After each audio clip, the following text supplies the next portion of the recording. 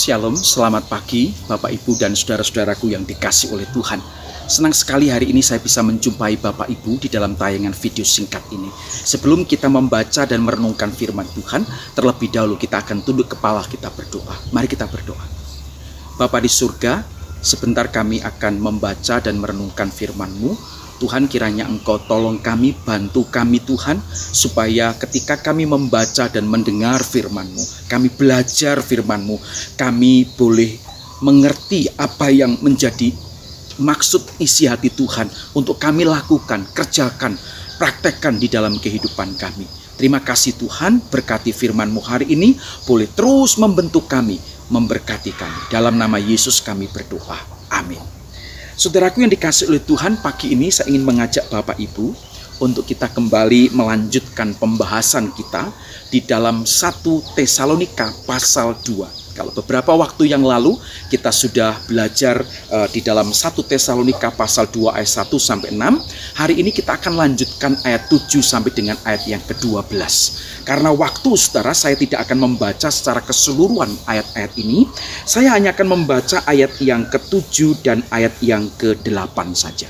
Ya, 1 Tesalonika pasal 2 ayat 7 sampai dengan 12. Saya akan membaca ayat 7 dan ayat yang ke-8. Demikian bunyi firman Tuhan. Tetapi kami berlaku ramah di antara kamu, sama seperti seorang ibu mengasuh dan merawati anaknya. Demikianlah kami dalam kasih sayang yang besar akan kamu, bukan saja rela membagi Injil Allah dengan kamu, tetapi juga hidup kami sendiri dengan kamu karena kamu telah kami kasihi. Saudaraku yang dikasih oleh Tuhan, hari ini kita akan belajar bagian ini dengan satu tema saudara, kasih pendorong dalam melayani. Kasih pendorong dalam melayani. Saudara, melayani Tuhan, melayani didorong oleh kasih. Kasih kepada Allah, kasih kepada sesama adalah hal yang sangat penting. Kenapa saudara? Karena dengan kasih sebagai pendorong di dalam melayani, maka kita akan melayani dengan sungguh-sungguh. Kita akan melayani dengan tulus, dengan sepenuh hati kita. Dan pada akhirnya apa yang kita lakukan akan membawa dampak yang baik bagi orang-orang di sekitar kita. Saudara, di dalam pelayanan Rasul Paulus selalu didorong oleh kasih kepada Allah dan kasih kepada sesama. Sehingga saudara tidak heran ketika Rasul Paulus melayani, dimanapun dia melayani, selalu membawa dampak yang baik bagi orang-orang di sekitarnya. Selalu menjadi berkat bagi orang-orang di sekitarnya. Saudara, mari kita melihat beberapa hal penting di dalam pelayanan Rasul Paulus. Yang pertama saudara, sebagai seorang yang melayani Tuhan, Rasul Paulus memiliki sikap seperti seorang ibu. Wah, luar biasa. Sikap seperti seorang ibu. Seperti apa sih seorang ibu itu? Seorang ibu yang merawat, yang memelihara, yang lemah lembut, yang berusaha untuk menjaga, melindungi, bahkan berusaha untuk memenuhi semua keperluan rohani dari orang-orang yang baru percaya. Itulah yang dilakukan oleh Rasul Paulus. Di dalam pelayanannya, dia bersikap seperti seorang ibu. Dia selalu memikirkan bagaimana jemaatnya bertumbuh. Dia selalu berusaha menjaga, melindungi, memelihara, merawatinya dengan lemah lembut. Saudara, ini sesuatu hal yang sangat luar biasa, bukan? Satu contoh keteladanan bagi kita hamba-hamba Tuhan, pelayan-pelayan Tuhan, para aktivis, bagaimana kita melayani seperti seorang ibu yang melayani anak-anaknya. Saudara yang dikasih oleh Tuhan, yang kedua, Rasul Paulus, dia seorang yang lemah lembut begitu ya. Seorang yang lemah lembut bisa diartikan bahwa seorang pelayan Tuhan seperti Rasul Paulus, dia tidak bertindak, berperilaku seperti orang yang sok penting. Dia tahu posisi dia tahu mengerti siapa dia. Saudara, kadang kita bertemu dengan orang-orang yang sok penting, bukan? Dengan orang-orang yang dia selalu katakan, kalau bukan saya, kalau tidak ada saya nggak akan seperti ini. Kalau tidak ada saya ini nggak akan berhasil dan lain sebagainya. Selalu bersikap sok penting dan lain sebagainya. Rasul Paulus tidak seperti itu. Seorang yang lemah lembut, dia akan tahu posisinya ada di mana. Dia tahu siapa dia. Saudara, Rasul Paulus yang ketiga memiliki kasih yang sedemikian besar kepada orang-orang di Tesalonika. Dia sangat mengasihi, dia sangat mencintai orang-orang di Tesalonika. Sehingga Alkitab menuliskan, saudaraku, bahwa mereka atau Rasul Paulus rela membagi hidup dengan jemaat. Bukan hanya rela membagi Injil kepada mereka, tetapi hidup mereka juga rela untuk dibagikan kepada jemaat. Tidak lagi memikirkan dirinya sendiri, tidak lagi memikirkan kepentingan diri, egonya sudah ditekan, kepentingan pribadinya sudah ditekan, dan dia lebih mengutamakan kepentingan jemaat, kepentingan orang lain, orang-orang yang Tuhan kasih dan dia kasihi.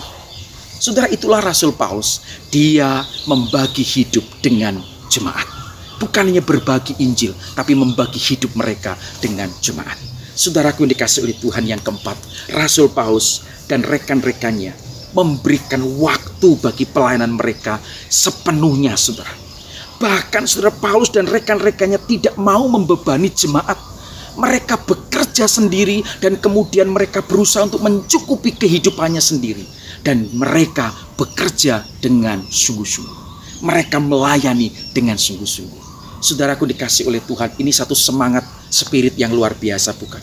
Dia melayani dengan rela, dengan sungguh-sungguh, tidak mau membebani kehidupan jemaat, dan dia hanya memikirkan bagaimana jemaat dilayani dengan baik. Yang keenam, saudara sekalian dikasihi oleh Tuhan. Yang kelima, Rasul Paulus juga hidup di dalam kekudusan. Saya yakin saudara bahwa Rasul Paulus tidak bermaksud untuk menyombongkan diri ketika saudara membaca ayat yang ke-10. Rasul Paulus tidak bermaksud untuk menyombongkan diri di sana. Tetapi saudara, memang itulah yang harus ada pada diri seorang pelayan-pelayan Tuhan. Menjaga kekudusan hidup mereka. Dan Rasul Paulus tunjukkan itu. Saudara, yang keenam, yang terakhir. Di dalam pelayanan Rasul Paulus, saudara, dia memiliki hati seorang gembala. Ini penting sekali. Memiliki hati seorang gembala yang mengasihi jemaat, yang memberi nasihat kepada jemaat, yang menguatkan jemaat. Dan Rasul Paulus memperhatikan satu demi satu jemaatnya. Seorang gembala yang baik, inilah yang ditunjukkan oleh Rasul Paulus. Seorang gembala yang baik, dia akan mengasihi, memperhatikan, menasihati, menguatkan, menegur, dan memperhatikan satu demi satu domba-domba. Saudara, tentu saja ini sesuatu yang sangat baik, sesuatu yang sangat berharga sekali di dalam pelayanan kita di masa kini.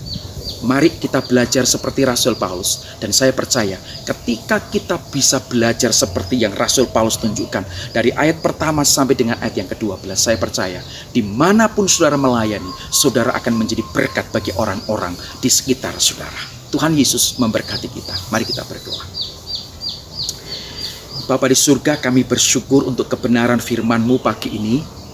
Kami bersyukur Tuhan, Engkau sudah ingatkan kami bagaimana kami harus melayani, bagaimana kami harus hidup sebagai pelayan-pelayan Tuhan di zaman sekarang ini. Tuhan, ampuni dosa kami jikalau kami belum sampai pada hal yang Tuhan inginkan kehendaki untuk kami lakukan.